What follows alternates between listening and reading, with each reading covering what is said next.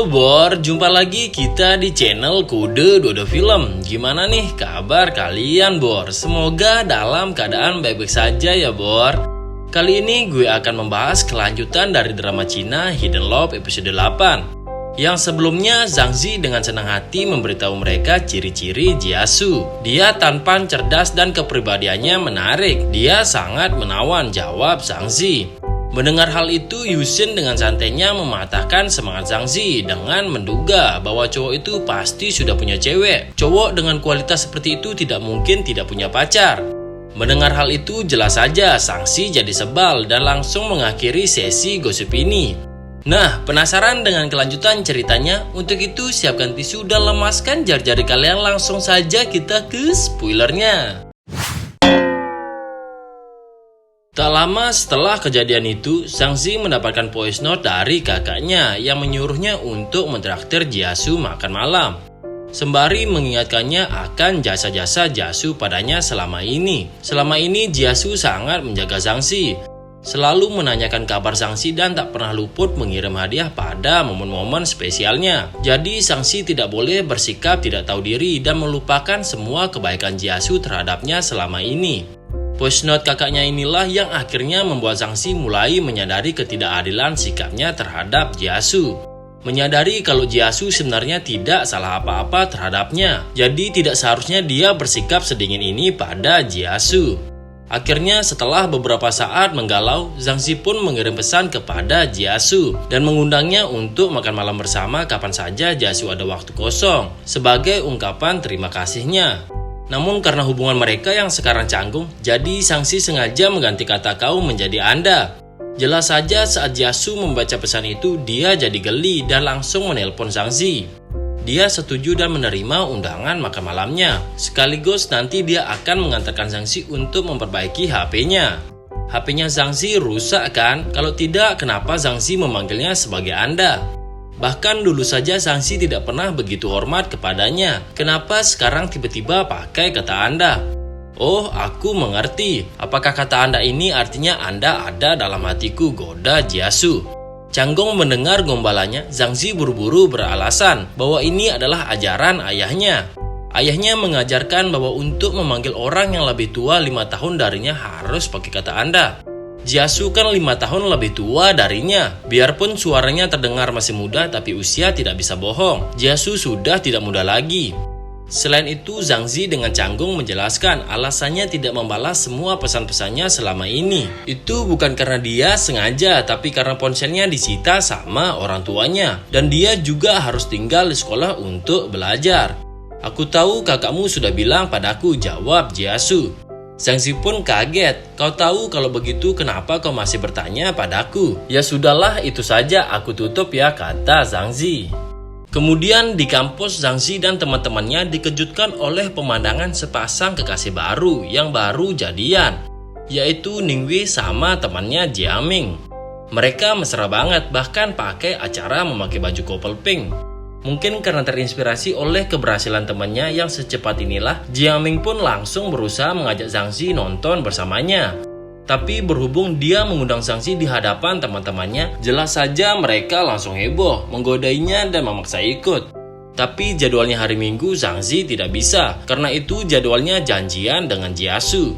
Tapi teman-temannya semuanya heboh membujuknya untuk ikut saja. Zhang Zi pun jadi galau. Kalau begitu dia berencana akan memenuhi janji makan dengan Jia-Su dulu. Kalau misalnya suasana di antara mereka nantinya canggung, maka dia bisa menggunakan alasan nonton ini untuk segera pergi. Jia-Su mendapatkan kiriman paket. Namun begitu mengetahui pengirimnya ternyata Jiang Ying, dia langsung melemparnya ke dalam gudang tanpa dibuka sama sekali. Jiang Ying sering mengiriminya beberapa paket, tapi semuanya menumpuk di gudang dan sama sekali tidak pernah dibuka. Keesokan harinya, Jia-Su mengirimkan uang kompensasi yang jumlahnya cukup besar pada Jiang Ying. Itu adalah kompensasi terakhirnya pada Jiang Ying.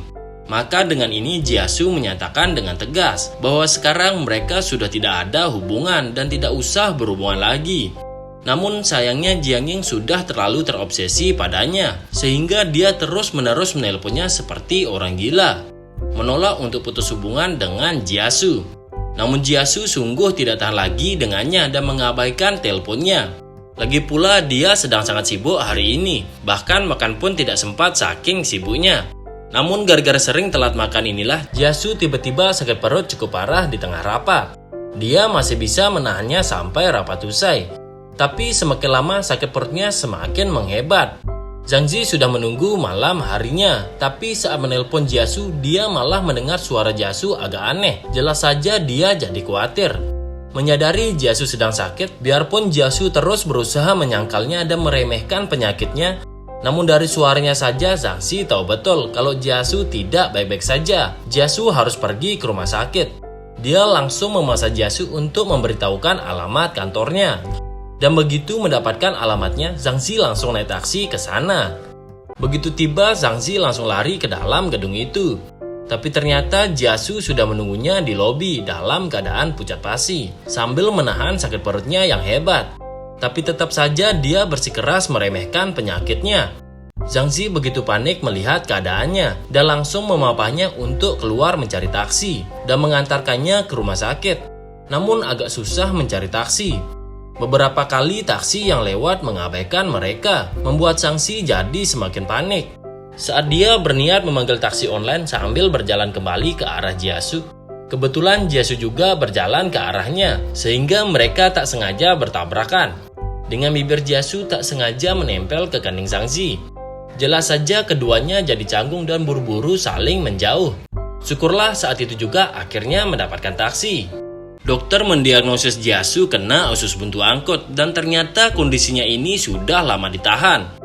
Untungnya dia cepat dibawa ke rumah sakit sebelum benar-benar parah. Karena itulah dia harus segera operasi malam ini juga. Zhang Zi sangat cemas, malah Jiasu yang harus meyakinkannya bahwa dia baik-baik saja.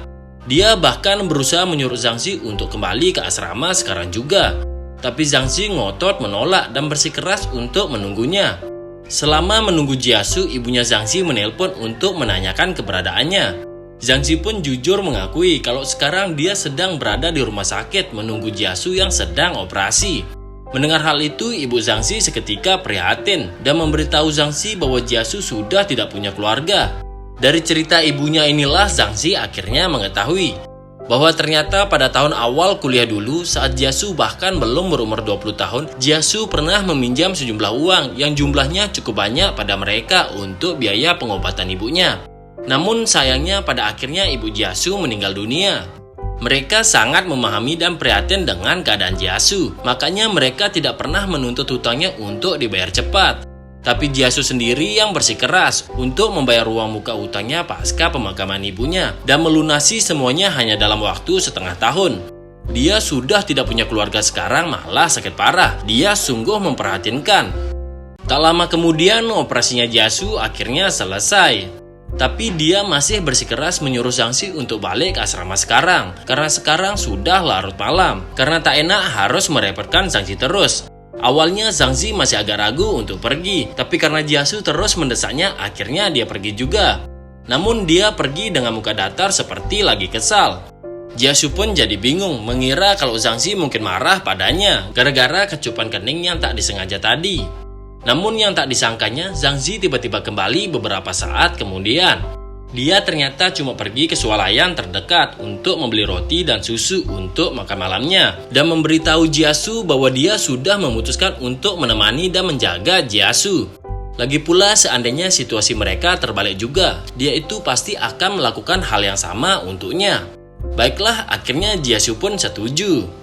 Dia ingin memesankan Zhang Zi makan malam yang lebih layak daripada cuma roti dan susu.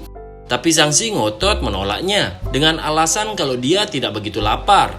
Dia menegaskan sekali lagi kalau dia sudah bukan anak kecil lagi. Kalau dia lapar, dia akan mencari makan sendiri.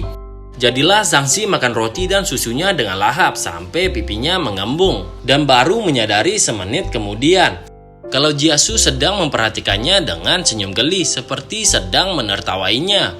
Jiasu sebenarnya gemes melihat pipinya mengembung, tapi Zhang Zi salah paham, mengira di mukanya ada sesuatu.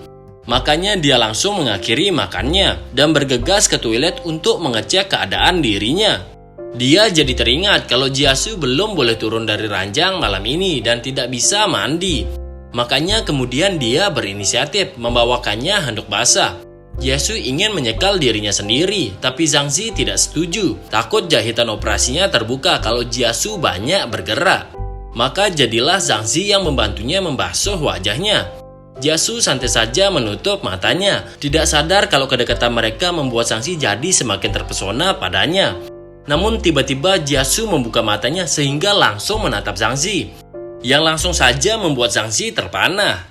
Nah, sekian dulu untuk episode 9-nya ya Bor. Untuk episode selanjutnya ditunggu ya Bor. Dan bantu gue untuk membangun channel ini dengan menekan tombol subscribe dan aktifkan tombol notifikasinya agar tidak ketinggalan video-video selanjutnya. Gue Kode Dodo Film undur diri, sampai jumpa lagi di video-video selanjutnya. Bye-bye.